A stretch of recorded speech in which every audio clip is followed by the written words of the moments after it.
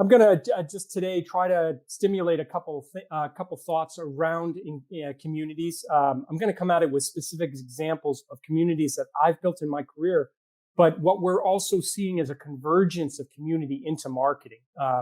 So um, so we'll cover those. My background for 30 years, I've been building communities. I started actually in specialized publishing at companies like Wolters Kluwer, IDG, Thompson. But the epiphany of my career came at a young age. It was just 25 years old, and some really amazing entrepreneurs came and bought a sleepy publishing company in the town that I was raising my daughters in New Hampshire. And I was commuting into Cambridge, Massachusetts, and fighting an hour and a half of traffic every day. So I really liked what they said when they bought the company, that it wasn't just going to be a format company, meaning, you see a lot of these media companies come at the market as, oh, we're an event company, or we're a magazine company, or we're a directory company back in the day, and or online media specifically. But they said, we're going to build a community, and we're going to create buy side and sell side education. And that's going to be the gravity that brings buyer and seller together and creates this thriving community. And these two were in the areas of management consulting and executive recruiting, were these examples. And so let me just give you a couple examples of what that meant. So there was this directory of executive recruiters back just before the internet. And when you wanted to find an executive level job, you would get this directory from your library, or maybe in your corporate outplacement group or something, and you would look up the executive recruiters that might have specialized in your field. Very cumbersome. Of course, the internet comes around and changes all that, and classified advertising starts to move towards the internet. So we tried new formats at that time. We started feeding our content, our data, into what became the backbone of Monster and Career Builder. We wanted to get people together for face-to-face, live in person, you have to call them now, I guess, events. So we rented the Jacob Javits Center so that people could learn about these new emerging technologies, and sold out. And in 48 months, this went from $1 million publishing company to a $48 million sale, which is part of Bloomberg today. But the point is that we were doing all formats depending on what the community members wanted. So I'm going to give you some examples of that, but that's what I've been spending my career doing. That was my first foray into it, and I'll get some other examples. So when I talk about community, I'm specifically talking about these items highlighted in yellow here. I like to think of them as truly like pillars that are holding up the walls, the roof of the community. I think it's a good way to look at it.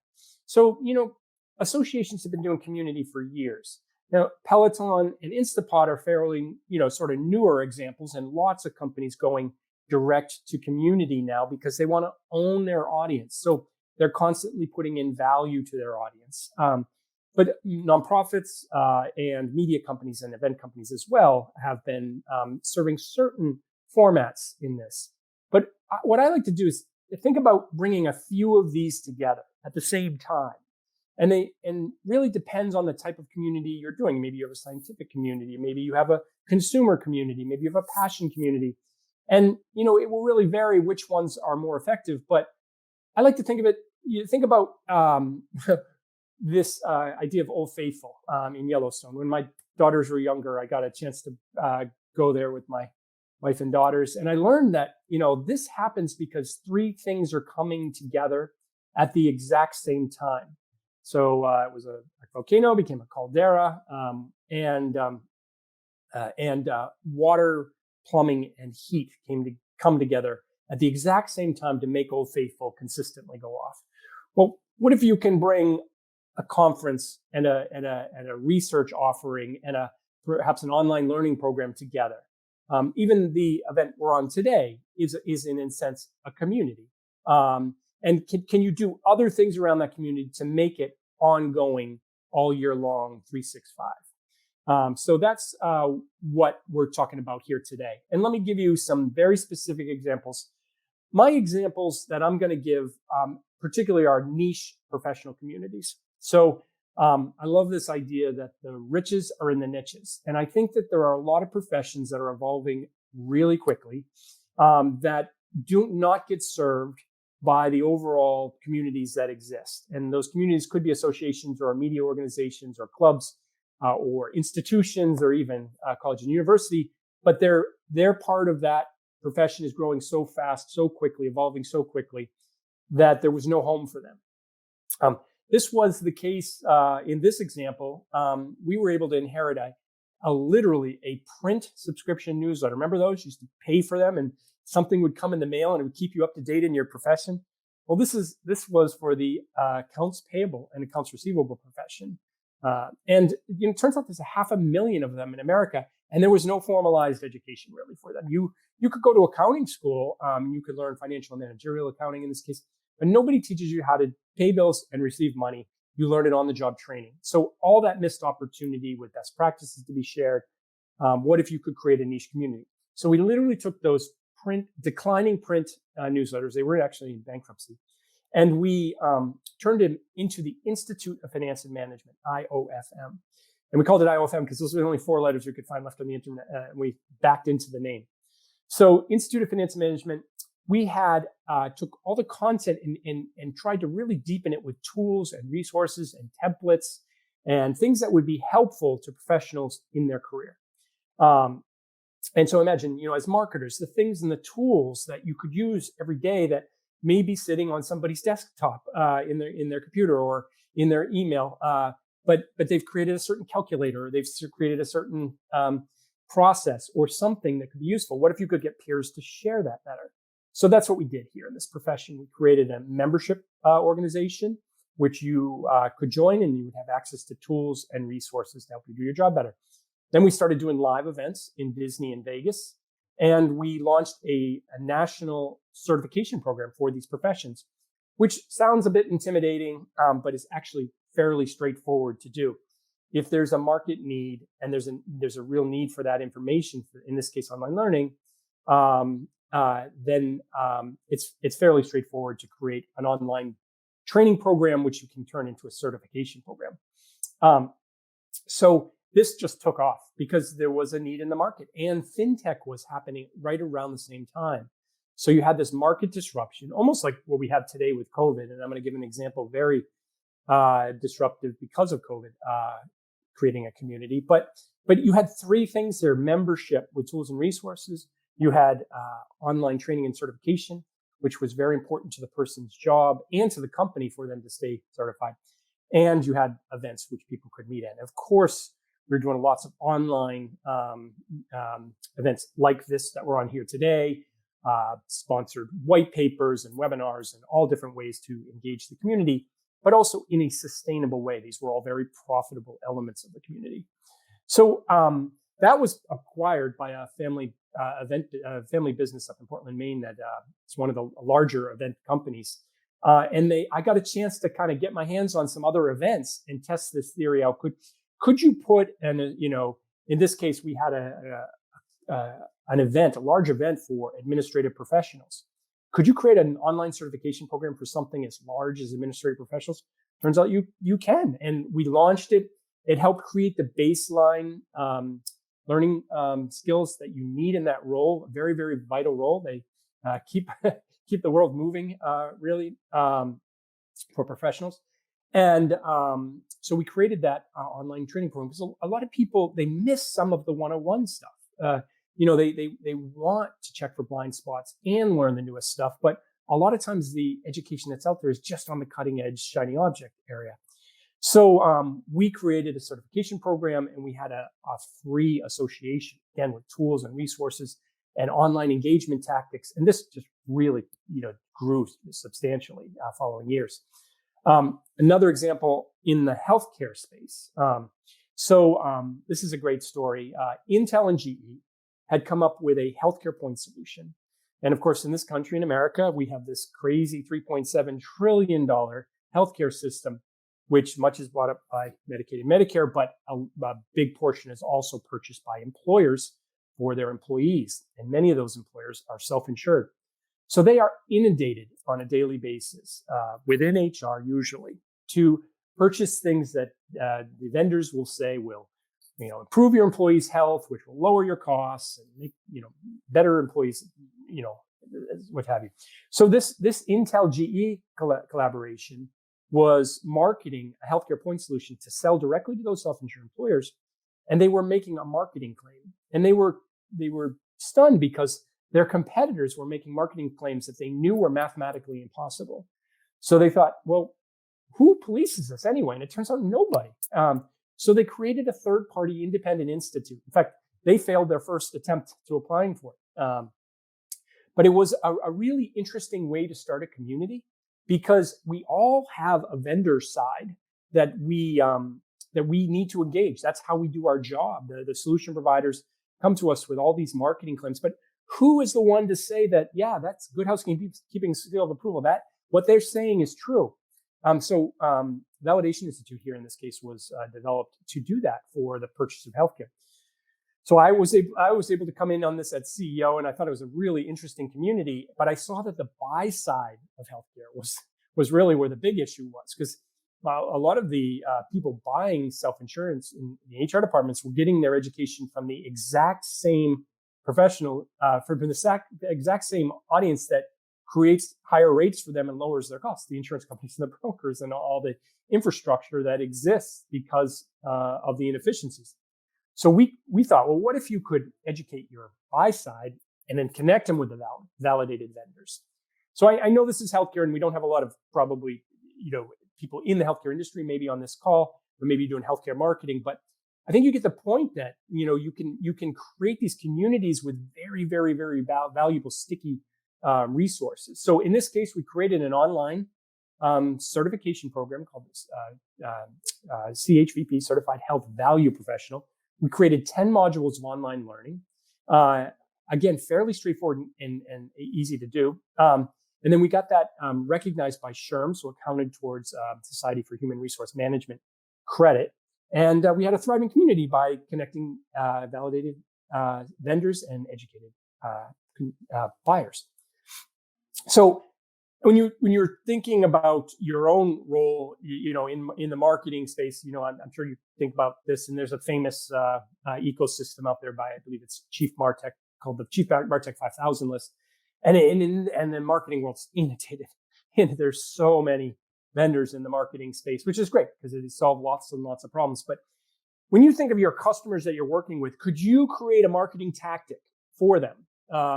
Or if you're in a marketing role in a company, if you're creating a community, could you help make sense of the vendor universe for your community members, which are vendors and buyers and sellers and people that need to connect?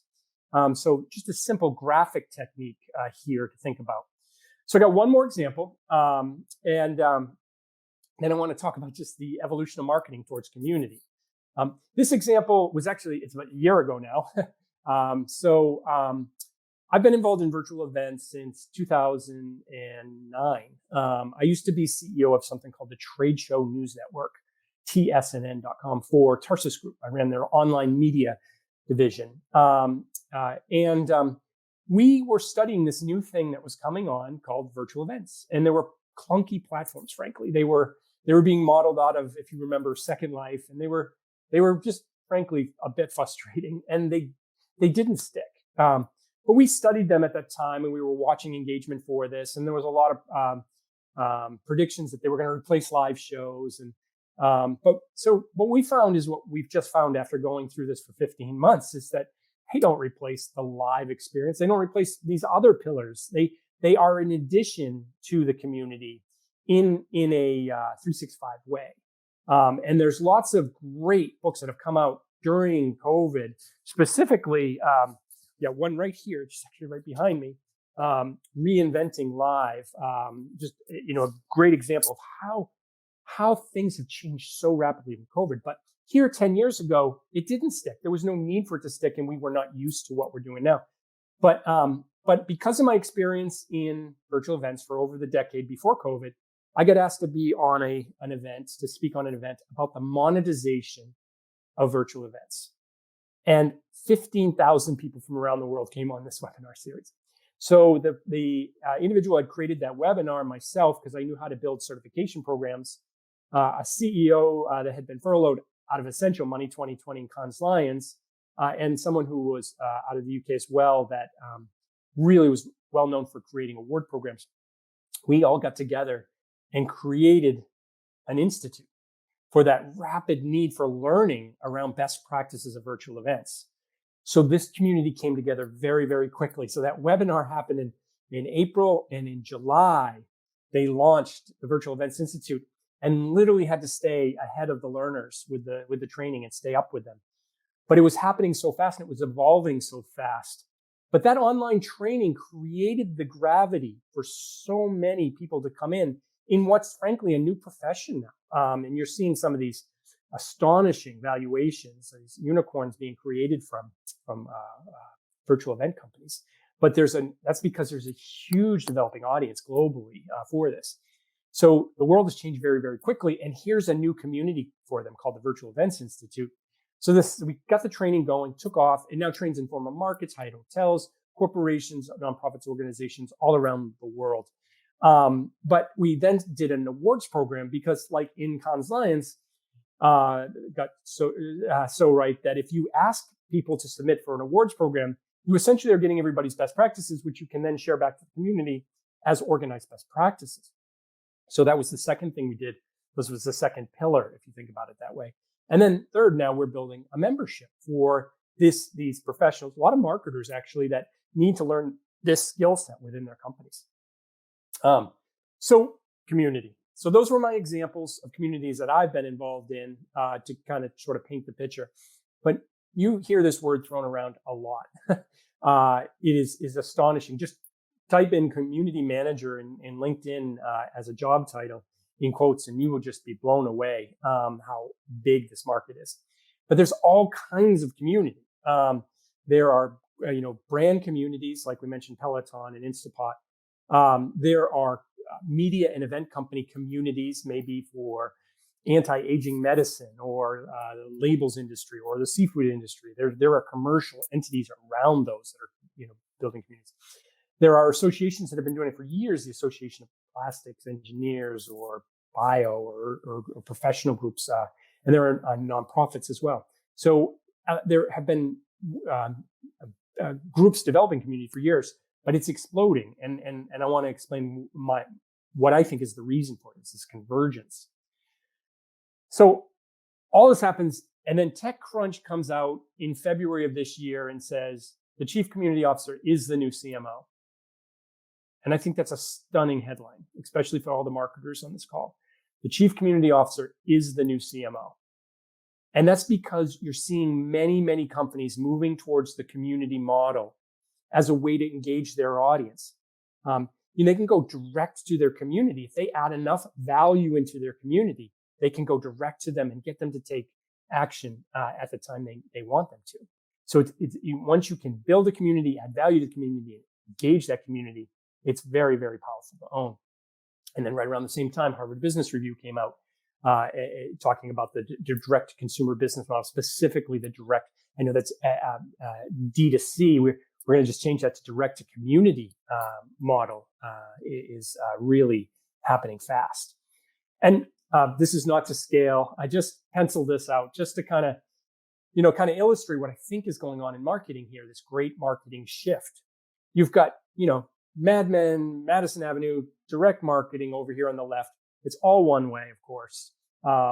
Very low customer member prospect interaction. And then we started moving towards more direct marketing and going direct to the individual that was buying, be it in the B2C or B2B environment. And then, one-to-one marketing, really getting specific, understanding the persona of the individual you're marketing to and reaching them. And then social media came and it threw everything into chaos in a good and chaotic way. But it is loud and noisy and certainly not something you own. So then we started moving a little bit more of an organized fashion. And I think groups like HubSpot moved us this way towards inbound marketing and content marketing, where people are coming together there's a gravity pulling them together more than just the forum discussion of social media. But I really feel what's happening now and where you're seeing now is this move towards community, which is organizations wanting to build and engage their own audience and feed it with value, and maybe with these pillars that I've suggested in the way that we did. But then you have that community as probably one of the most incredible assets you can have.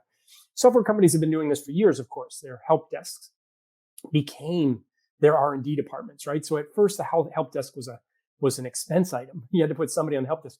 When they turned it into community and the customers started answering other people's questions and suggesting improvements, I'm thinking of QuickBooks, as an example.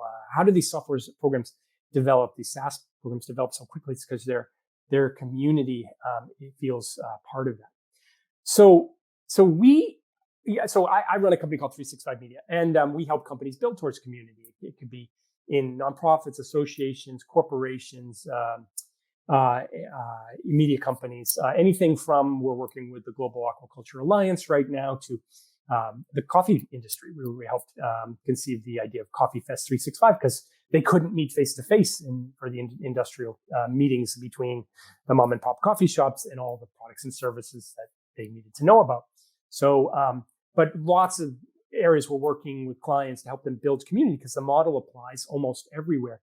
But I get a call from a customer that had seen something I wrote about virtual events during COVID, and they couldn't meet with their members during COVID, and they asked if I could help them do a virtual event, and I said sure. I said, but tell me about your membership. He's like, well, we haven't been able to meet in a year because we meet, I said, don't you really want a 365 engaged community? Don't you want to just solve this problem once and for all and have the power of this community? And he said, yes, that's what I want. I want a community. How can you help us build a community? And they said, well, what's your annual dues? And it was $200. And I was like, and you had 200 members. I realized I can't make a living doing that. All respect. But so I thought Kramer's coffee table book for coffee tables. So I stood up a test community of community leaders. So this is such a big growing area. It's such a category now. I started inviting people into my network that I knew were in this space. And we quickly got 670 community leaders, like very, very quickly. So that has evolved. And within the next week or so, we are launching the Community Leaders Institute, which I give as another example. If you're thinking about the community model for your clients or for the company you work for or for yourself as an individual, and you want to build reoccurring revenue streams. So here we've got already 670 members. We track almost 600 vendors that approach this space. But here's the key. We load it up with value, tools, resources, templates, all these things. And yeah, that costs money to build, but it's used over and over and over. So this is absolutely free to join. We bring the audience in, we engage them, we give them lots of value, just like Peloton, just like Instabot, just like these direct to consumer, direct to buyer communities. Is we give them a lot of value. Then we monetize it. We make it sustainable by bringing in online training courses, which can help them, be more successful in their role as a community leader, like how to add an awards program to the community, how to add a profitable membership element to your community, how to add a research function to your community.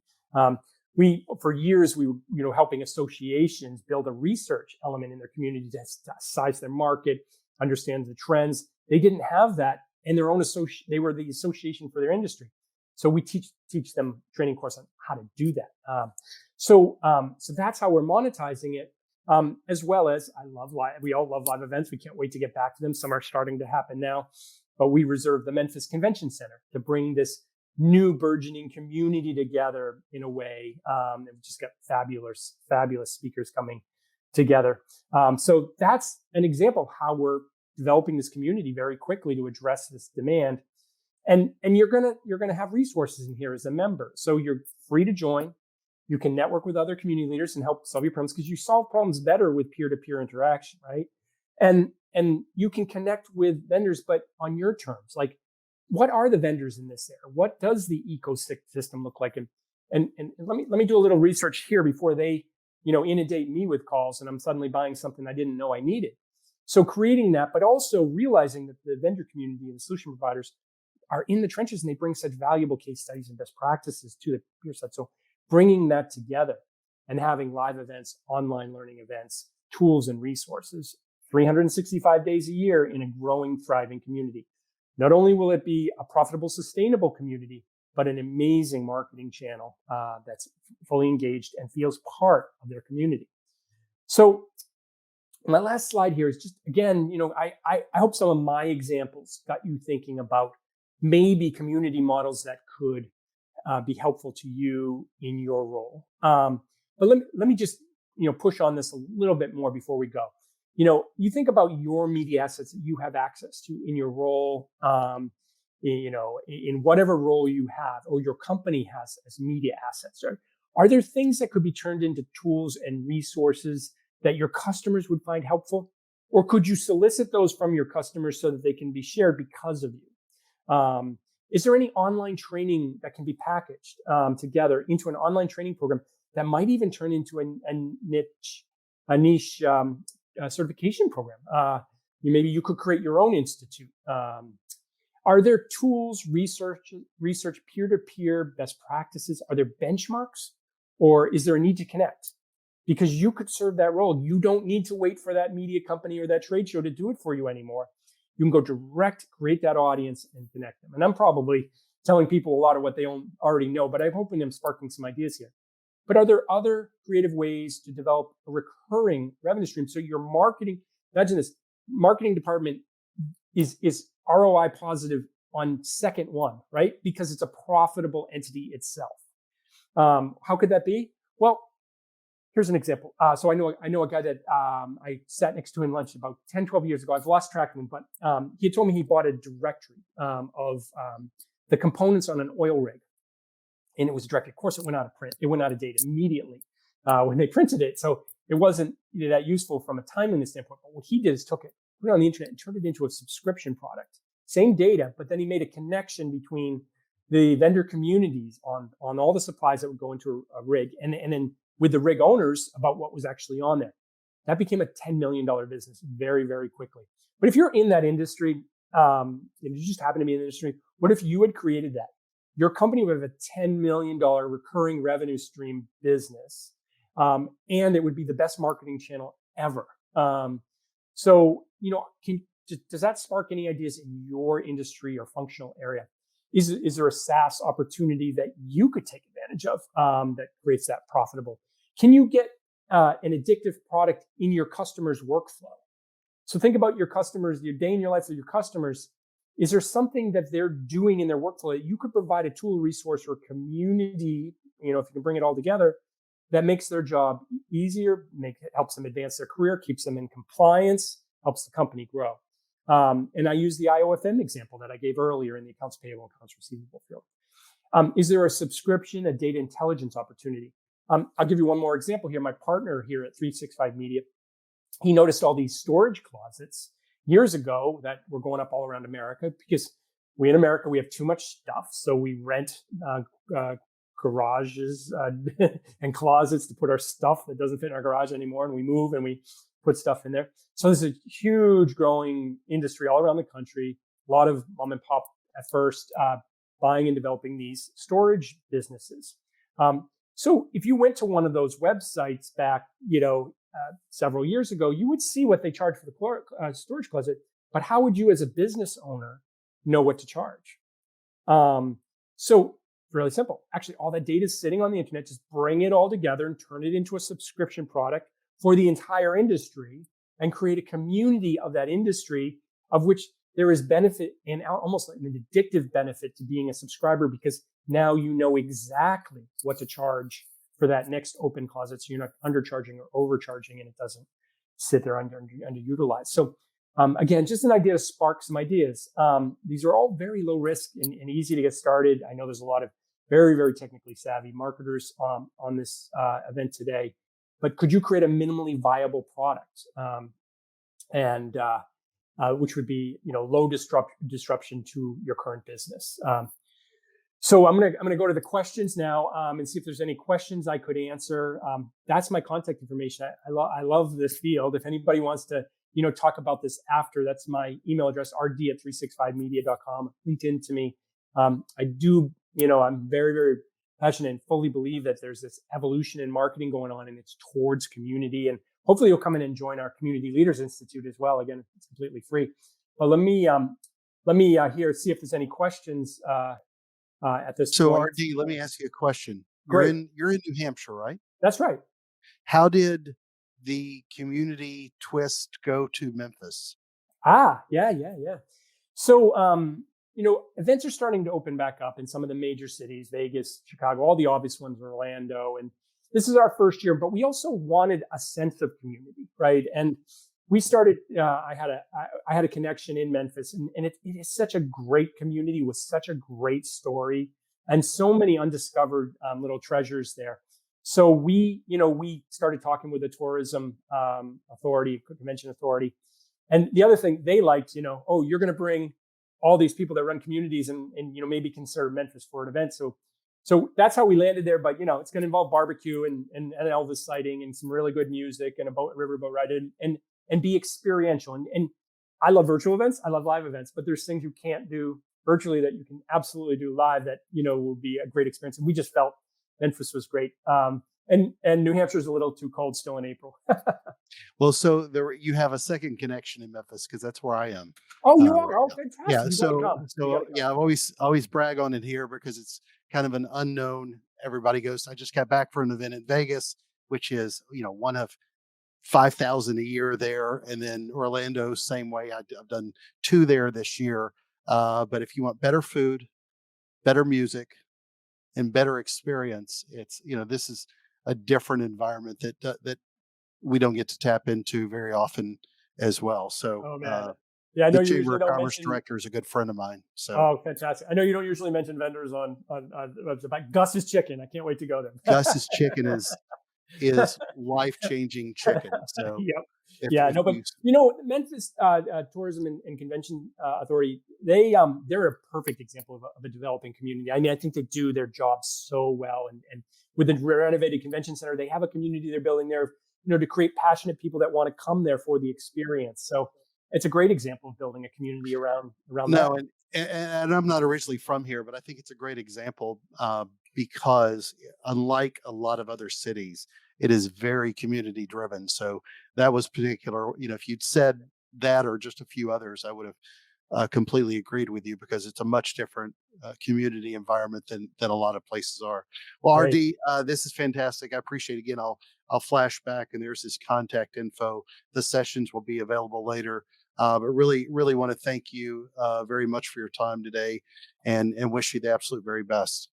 Thank you for the opportunity to Yeah, present. Great event, and thank you very much. thank you. We'll talk about chicken All right. and barbecue here soon. So I'm going to move RD to the audience.